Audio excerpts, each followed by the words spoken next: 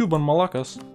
Dude, Cuba, man, what's going on with these guys? Hi everyone, and welcome to today's video where we're gonna be taking a look at what if every nation in EU4 existed in 1444. So as you can see, it's December 1st, 1444, and literally every nation that can exist in the world does exist. Of course, with the exception of formable nations, but formable nations would just replace like 20 nations, so formable nations don't exist. But every nation that can and will exist does exist in this scenario, even revolter tags, even nations that don't have cores in 1444. Every nation in the game exists right here, ladies and gentlemen, and that is our scenario for today. Now, of course, I can't go over the entire map and show you everything because there are literally more than 900 nations present on the map, but just to give you a little taste of what everything looks like,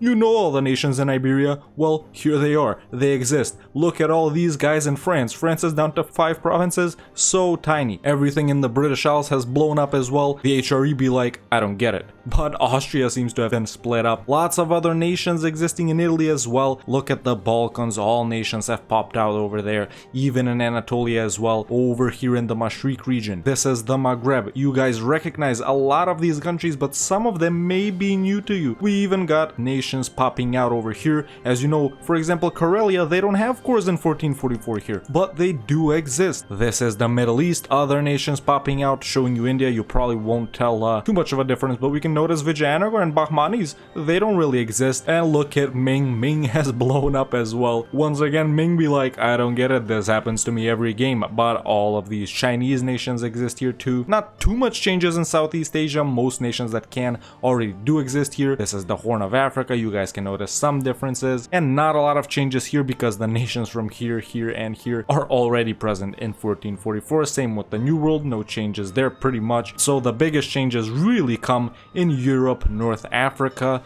East Asia, and yeah, pretty much Europe, Asia, and Northern Africa. Those are the changes. No nation has cores on any other nations, by the way, so we won't be seeing reconquests. You can see Ming here, for example. They don't have cores on all of these guys. The Ottomans, they don't have cores on all of these guys. Neither does France. Neither does Castile. No one has cores on anyone else. So that is our scenario for today. Every nation in EU4 that is not a formable nation exists in 1444.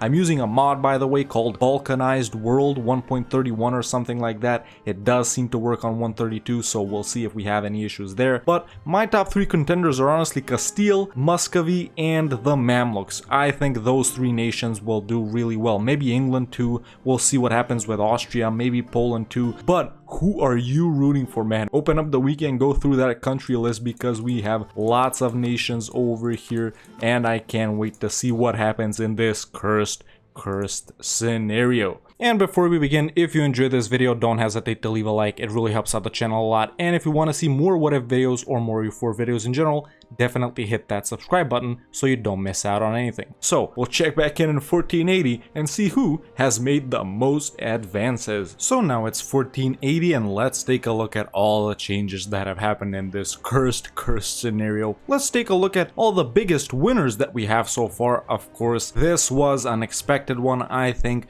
Castile has almost managed to take over everything that they regularly start out with, of course with the exception of Galicia and some stuff like that, but they are fighting Aragon in the Aragonese-Navarrese unification war. Alright. In the French region, Burgundy has grown a bit, so good job for them. In the British Isles, England doesn't seem to have done too much. Denmark has expanded over here into Sweden, so has Norway. Muscovy seems to have grown, taking out some smaller guys that are located right here. Hungary seems to have shrunk a bit, and so has Austria, Vienna being taken over by Nitra. Tunis has also managed to grow over here a bit, and the Mamluks do seem to have grown a bit as well in Arabia and in the Mashriq region too. Ethiopia does seem to have beaten up some of the smaller guys north of it. Over here, Fars has grown a bit, and so has Hejaz in the Arabian Peninsula. In India, does anyone seem to be consolidating? Looks like someone from Delhi. This is probably Jaunpur right here. Punjab isn't doing too bad either. Over in China, honestly, I can't tell if anyone has grown or not. Things are looking about the same for me, but we do have some consolidation in Japan by some nations such as Satake, Oda, and Ochi. No massive hordes emerging emerging just yet. Kazakh may be a little bigger than before. The Ottomans have taken care of a lot of guys in Anatolia though, so listen, no matter how much you try and beat these guys up,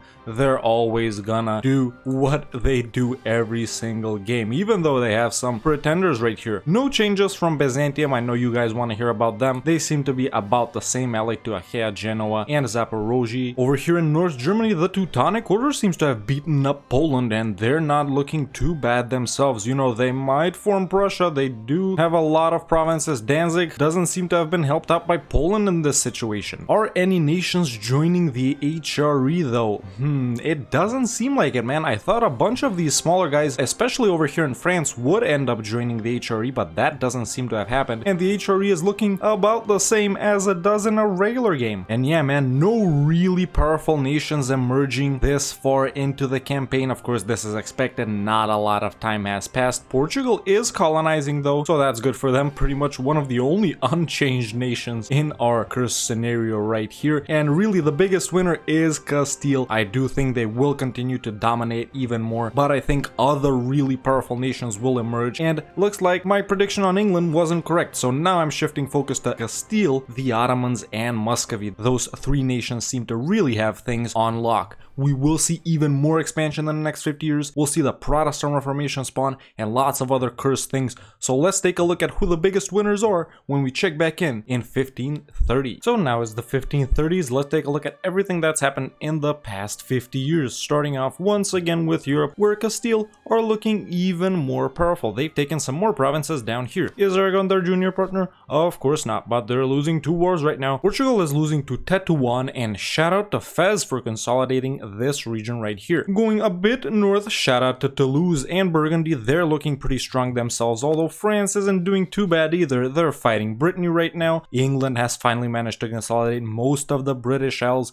over here, and Geldom and some other smaller nations still exist. Going up north, Sweden is basically gone, with Norway and Denmark conquering that region. In the HRE, nothing is looking too cursed, pretty much a standard HRE game, with the exception of Austria losing Vienna, of course. In Italy, it's looking pretty standard. Naples has grown a bit though. In the Balkans, Byzantium is gone. Dude, even in a game such as this, where they were probably literally the most powerful nation in the Balkans and Anatolia, they still managed to suck. The Ottomans have completely taken them over, and they even have Constantinople, but they are losing to Venice right now in the Ottoman conquest of Athens. Bulgaria and Wallachia are also looking alright. Poland is not too strong. Shout out to Smolensk right here, and a big shout out to Muscovy. They are looking super strong. They're definitely going to be forming Russia. They're going to be cleaning these small guys up, conquering here, conquering everywhere. Another shout out to the Mamluks. They're doing alright themselves. Timbuktu, Dagbon, and Ayr are dominating in West Africa, and nothing too out of the ordinary in Central and East Africa. Ethiopia seems to have shrunk though. In the Middle East, things are looking pretty regular. The Timurids are doing alright. Over here in the Hordes, Kazakh seems to be doing pretty well, so is Oirat and Mongolia. Someone formed Jeonju. In China, everything is looking the same, with Shu emerging as a little more dominant nation. In India, Punjab, Vijayanagar, and Bengal are looking like the dominant nations, but these two guys are not to be messed with either, so we'll take a look at what happens there later. In Southeast Asia, not a lot of changes. Lanna is looking pretty strong. Nothing in Australia yet. Are people colonizing? Yes, Portugal is colonizing South America. They got Brazil, they got Argentina. Going up north, we have Castile colonizing the Caribbean.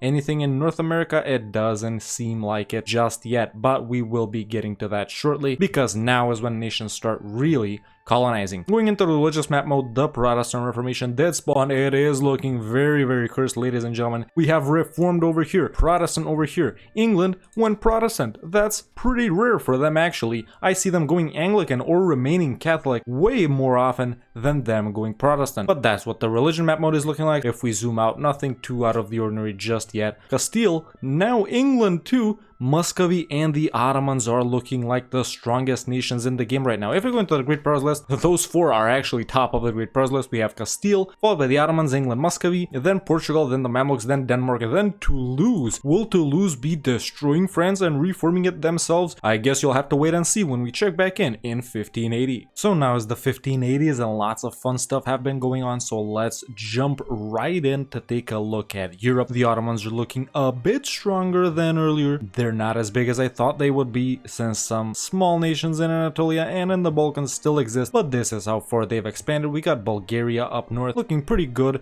Dalmatia's looking decent as well, Wallachia is pretty big. Can they form Romania? I think if they got Silistria from Bulgaria, they could, but they're allied, so that's not gonna happen anytime soon. In Italy, we have the two Sicilies being formed by probably Naples. Dalmatia has also expanded into Italy, that's nice to see, and the two Sicilies have also expanded in the Maghreb along with Sardinia. Sardinia is looking pretty good. Castile looking about the same as earlier, but Portugal has grown. Fez is still going strong right here, so shout out to Fez. France seems to have been split by Burgundy and by France, along with Toulouse and some smaller nations too, so France is definitely on the come up. They are finally doing stuff. In the HRE, has any dominant nation emerged? Not really. We do have Switzerland, they're looking kind of nice, and over here we have a big Prussia being formed by the Teutonic Order. They are reformed. We see a massive Russia looming in the east. They are looking stronger at every point. They just need to wipe out some smaller nations over here that they seem to have forgotten about, or they're trying to get them as their vassals. But we have Polotsk and Kiev right here. No changes in Scandinavia. Great Britain seems to be losing to Portugal in the Castilian succession war. Wait, what's going on? Oh, Castile is a junior partner of Portugal? Well, looked like we have a situation developing over here. Can Britain beat Portugal? I don't think so. Going over to Africa and the Middle East, the Mamluks are looking pretty nice. We have this nation that I've never seen before, Geledi, so shout out to them. Kitara here is looking pretty nice. Timbuktu is consolidating West Africa, and not a lot of changes in Southern Africa. In Persia, the Timurids are looking pretty nice, and we have this nation here that I've literally never heard of, Fergana, so shout out to them, man. In India, not a lot of changes. Vijayanagar has disappeared. Bengal, this nation, they're looking pretty strong. In China, Shu and Ning, not Ming by the way, are looking pretty good. So is Shun. Here we have Champa, Brunei, doing some good stuff. Kazakh, they haven't been growing, so no shout out for them. Over in South America, Portugal seems to be doing most of the colonizing. No Inca just yet. No consolidation in Mexico, but we do have Portuguese Mexico, and Britain is just starting to colonize North America. That's what things are looking like right now. So Castile seems to have dropped out of the picture and been replaced by Portugal, but Russia, the Ottomans, and maybe even Prussia will go on to do great things. At number 1 we have Portugal, followed by Russia, Great Britain, the Ottomans, Prussia, France, Denmark, and the Mamluks. This is what the religion map mode looks like right now. We are still in the Age of Reformation, so there will still be some converting going on, but not a whole lot, because soon we're entering the Age of Absolutism, and we'll check back in 1630. So now it's 1630, and to be honest, I'm finally at peace. This is because the world is finally looking like sort of what it's supposed to look like. It's all going back to normal. Going over in Europe, France has managed to consolidate even a bigger portion of the French region. They're doing alright. They're beating up Burgundy as well, so they got that going for them. Castile has remained a junior partner of Portugal, and Portugal are now probably the strongest nation in the world. They got colonies down here. Castile has colonies everywhere. Was this Newfoundland? Shout out to Great Britain. French Canada? Shout out to France. And Flemish Columbia, of course. This is usual. Cuban Panama? Looks like Cuba broke free from someone. We'll see what that's all about later. Going back to Europe, the 2 Sicilies have shrunk, and now we have the 3 Sicilies, the 2 Sicilies, and Sicily as well. Provence has taken some provinces here, and even here, and over here too, so Provence is looking pretty nice as well. They're supporting the independence of Orleans, who is a junior partner of the 2 Sicilies. Now that's some cursed stuff. Looks like Austria's had a resurgence as well, taking over all of these areas over here, so good job Austria. They were not doing so well earlier, but now they're doing alright. Styria, they got the von Habsburgs too. Will we see a PU here? Who knows, but Hungary is a junior partner of Austria, so that's pretty nice. What about Bohemia? Nope, they're independent. Wallachia still doing alright, Mantua's doing okay in Italy, Trier seems to be expanding a bit, and Prussia, well, they don't seem to have expanded too much. Denmark owns almost all of Scandinavia, which is nice, and Russia is looking even more huge. We have Polotsk here expanding as well. They're supporting the independence of Prussia. Oh my god, good thing I'm clicking on these nations. Prussia is a junior partner of Brandenburg. Wait, doesn't that mean that Brandenburg should basically become Prussia? How does that work? Maybe they should be loyal? We'll see though, we'll see. They also got a Habsburg on the throne. Great Britain is doing great, they just need the province of Meath to own everything in the British Isles. No changes in Northern Africa, Portugal is continuing to expand over there. No changes here either, with Benin growing a bit and Timbuktu staying the same. Ethiopia is getting bigger, no changes from the Mamluks, they're just losing to the Ottomans. In Central Africa, it's about the same, and in East Africa, these three nations over here have emerged as the most powerful ones. Going over to the Middle East, Hormuz is looking pretty good, so is the Jam and the Timurids. Fergana, this nation that I've never heard about, still existing. And in India, I think we have the biggest changes out of all of these guys over here. Only Bengal is a regularly successful nation. All of these other guys, I pretty much never see them, so shout out to them. In Southeast Asia, Ayutthaya and Champa, along with Brunei, are looking strong, and in China, Jin, Shun, and Ning seem to be the strongest nations. Yemen is doing alright too, and these hordes, well, they're not doing so well. In South America, like I said, we have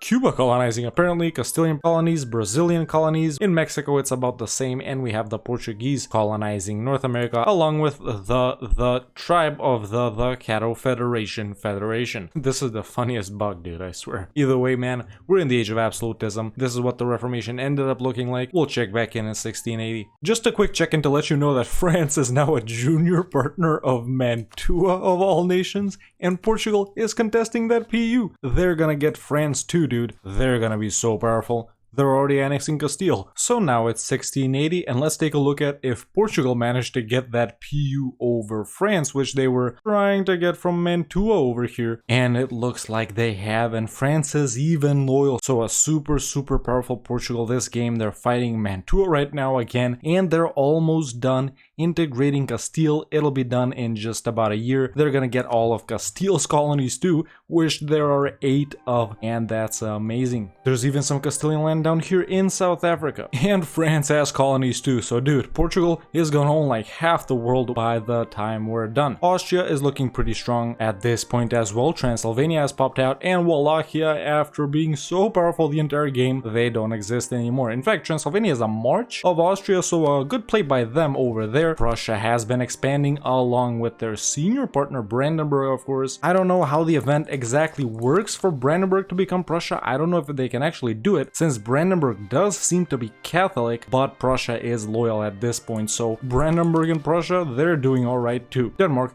is gone. They've been gobbled up by Lubeck and Norway, and they're just relegated to these 2 provinces down here. Finland still exists, so shout out to them, and Danzig has replaced the Livonian Order. The Ottomans, man, they started off strong, but now they seem to be stagnating. Not too much expansion from them, just a bit in the Mamluks over here, but that's alright. Sicily has also conquered a big portion of the Maghreb. They still exist over here in Naples. Timbuktu is looking very strong in West Africa. Ethiopia and Kaffa are dominating the Horn of Africa. In Central Africa, it's Kassandje, and in Southeast Africa it's Mutapa Maravi and this nation Madagascar. In India, these 2 nations, Ahmednagar and Bengal, seem to be dominating. Timurids are looking alright too, so is Ajam and Fergana too. In China, not a lot of changes. Shun is still looking powerful, and Russia just keeps being massive. They have Estonia as a vassal as well. Not a lot of changes in South America. Cuba seems to have conquered a lot of the Flemish Colombian provinces, and Cuba are looking really strong. Protestant, weird last name. I wonder who colonized this. I think it was Castile. In North America, we got the 13 colonies and Newfoundland going, and not a whole lot of colonization here, but it'll get done. The tribe of the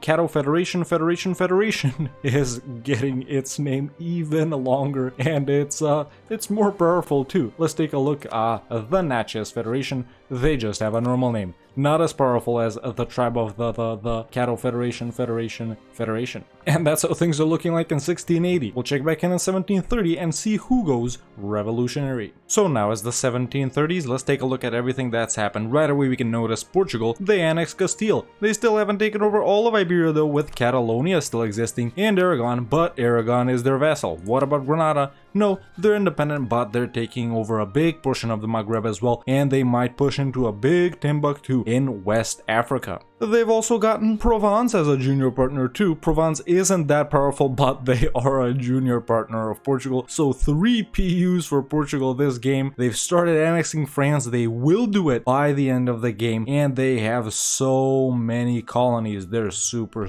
powerful, dude. Switzerland are looking pretty nice too. They're doing alright. Parma, a nation that popped out. when we created this scenario, and well, I guess Styria is in Italy now. Over here we have Tyrol, they've expanded a bit. Austria, they lost some provinces to the Ottomans earlier. Brandenburg and Prussia are still expanding. Prussia this time is disloyal. Lubeck is supporting their independence, and Norway has grown a bit. Great Britain is just chilling over in the British Isles, you know what it is. Bremen over here is looking pretty strong. The HRE nations are starting to consolidate themselves after quite a while. Do we have any nations that we created that still exist? It doesn't seem like it. All the regular nations are still here. Russia is growing even more in the Far East, but they're not taking out these guys over here. Fergana seems to be moving from over here to over here the entire game, so that's pretty nice. The Timurids have formed the Mughals, but they're losing to the Ottomans right now because they're allied to the Mamluks. Alright, we'll see what that's all about. Ajam is looking pretty nice too. I think they only miss a couple of provinces to form Persia, so we might see Persia and the Mughals at the same time. Bengal is looking pretty strong in India. That nation over here that we focused on, they're completely gone, and Khandesh has replaced them, and Jinji is down here in the south looking pretty strong as well. Champasak and Ayutthaya are looking strong in Southeast Asia, and no nation is Cuban Moluccas.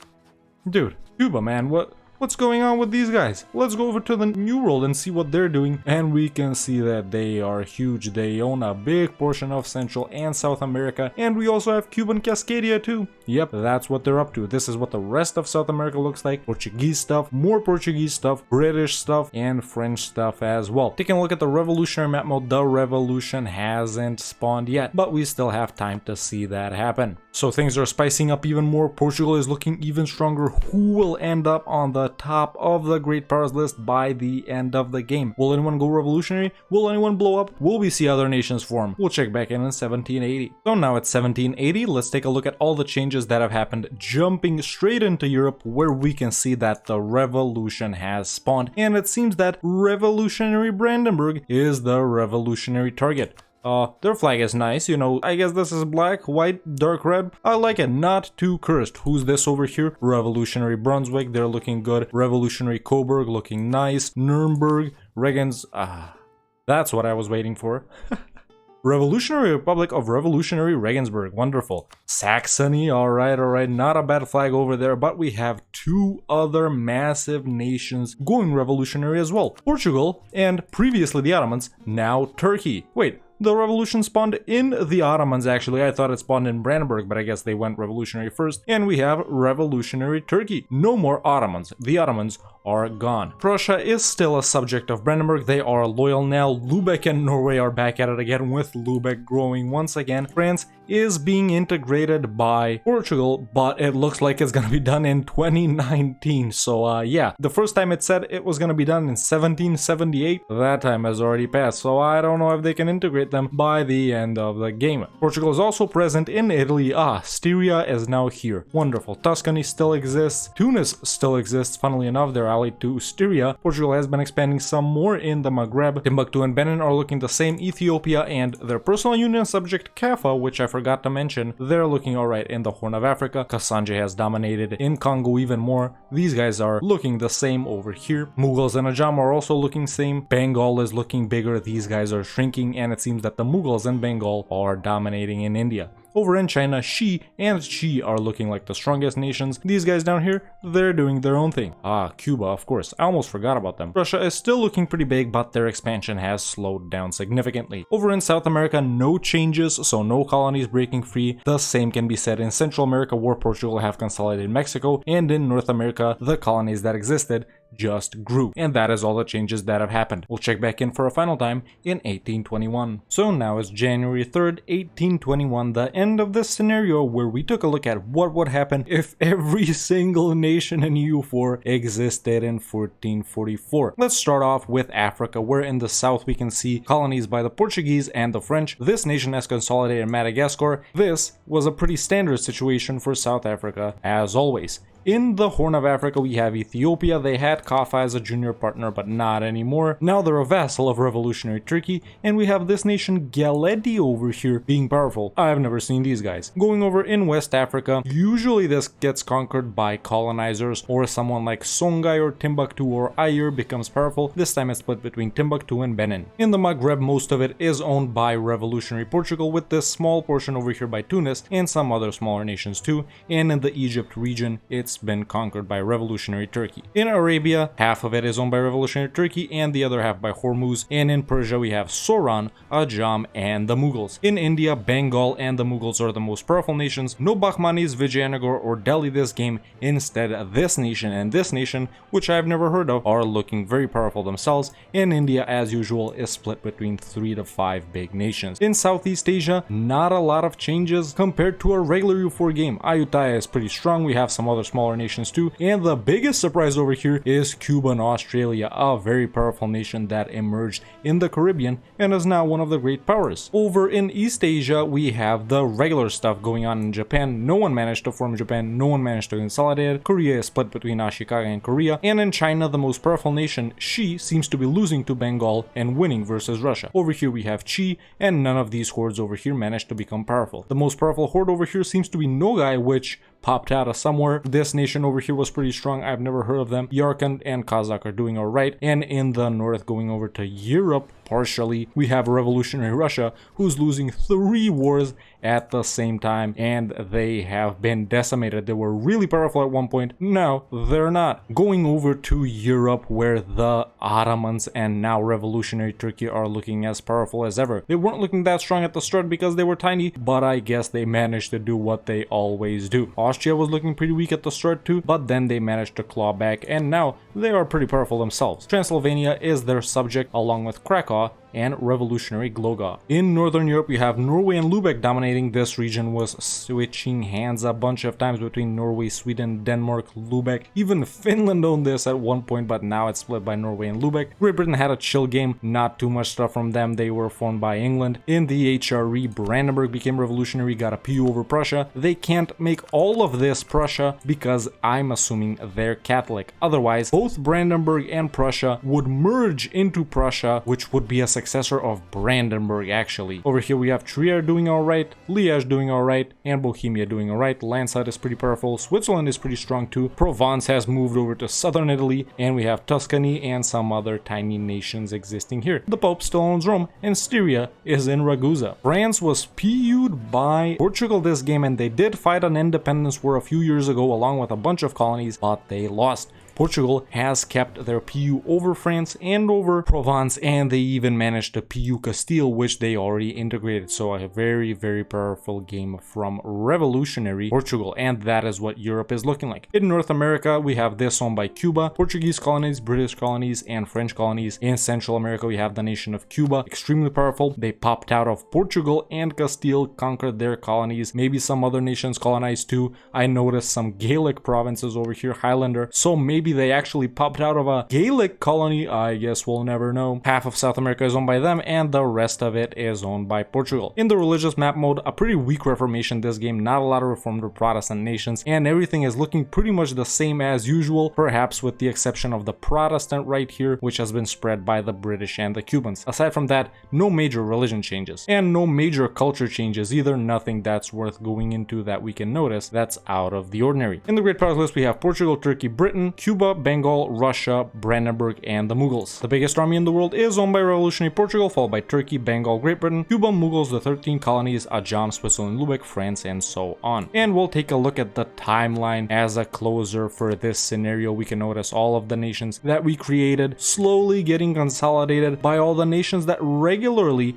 become powerful in a regular game of EU4. Byzantium just disappeared. Toulouse is growing. Look at Nitra. Tunis is consolidating over here. We have Fez. Zooming out a little bit, Muscovy is starting to dominate. The Teutons are big, they just formed Russia. France, they're also consolidating, but they're about to get PU'd by Portugal. Castile may already be a PU of Portugal over here, they're getting annexed. Norway, look at Finland, I told you they were here. Lubeck is starting to expand there, Sicilian Maghreb, Timbuktu are looking strong, Portugal annexed Castile. There's that nation that I don't know which it is. We have Kazakh popping up over here. Britain conquering some provinces in France, but then losing them. Tuscany is doing alright. Ottomans. Will the revolution spawn pretty soon? I guess they're still named the Ottomans. I guess the revolution doesn't show up on the timeline, and we're slowly getting to 1821. So, what would happen if every nation in EU4 existed in 1444? Well, obviously, the nations that usually become powerful would still become powerful and would still go on to dominate the game, and the ending wouldn't differ that much. Of course, the start would differ by a lot because all of these nations needed more time to start doing what they usually do. Let me know in the comments below what's the next what if scenario that I should do. If you want to watch me do stuff like this live, you can follow me on twitch.tv/TheRedHawkLive, and if you want to catch up on stuff from over there, you can subscribe to the second channel. Link is in the description. If you enjoyed this video, don't hesitate to leave a like. It really helps out a lot. And if you want to see more what if videos or more what if videos in general, definitely hit that subscribe button so you don't miss out on anything. And you can become a member today and join the Discord. The link is in the description. Thank you so much for watching, and I'll see you next time with another EU4 video.